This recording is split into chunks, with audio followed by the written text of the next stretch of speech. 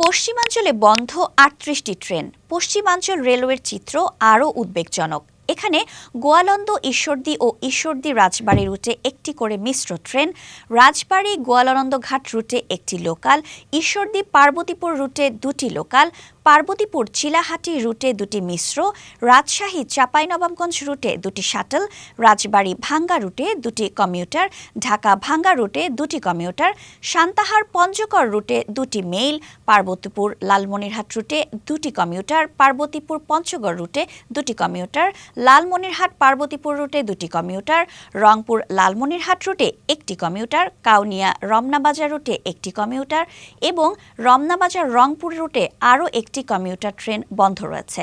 এছাড়াও লালমনিরহাট পার্বতীপুর রুটে দুটি করে লোকাল ও মিশ্র ট্রেন, পার্বতীপুর পঞ্চগড় রুটে দুটি করে লোকাল ও মিশ্র ট্রেন, লালমনিরহাট বুড়িমারি রুটে দুটি করে লোকাল ও মিশ্র ট্রেন এবং সান্তাহার লালমনিরহাট রুটে দুটি লোকাল ট্রেনও এই সংকটের শিকার। অন্যদিকে গত বছরের ৫ই আগস্ট আওয়ামী লীগ সরকারের পতনের পর থেকে বাংলাদেশ ও ভারতের মধ্যে চলাচলকারী বন্ধন, মিতালি এবং মৈত্রী এক্সপ্রেসের মতো গুরুত্বপূর্ণ ৩টি আন্তদেশীয় ট্রেনও বন্ধ রয়েছে। বাংলাদেশ রেলওয়ের দেওয়া তথ্য অনুযায়ী বর্তমানে দেশে মোট ১২০টি আন্তনগর ট্রেন চলাচল করছে, যার মধ্যে পূর্বাঞ্চলে ৫৮টি এবং পশ্চিমাঞ্চলে ৬২টি।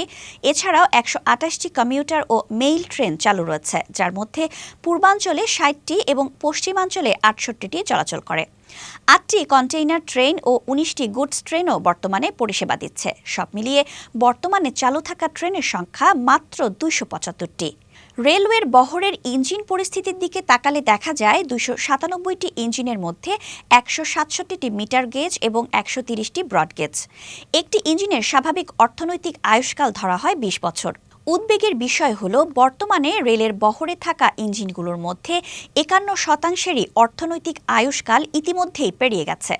১৪৭টি ইঞ্জিনের বয়স ২০ বছরের নিচে হলেও বাকি ১৫০টি ইঞ্জিনের মধ্যে ৫০টির বয়স ২১ থেকে ৩০ বছর, ১৬টির বয়স ৩১ থেকে ৪০ বছর এবং ৮৪টি ইঞ্জিনের বয়স ৪০ বছর ছাড়িয়ে গেছে।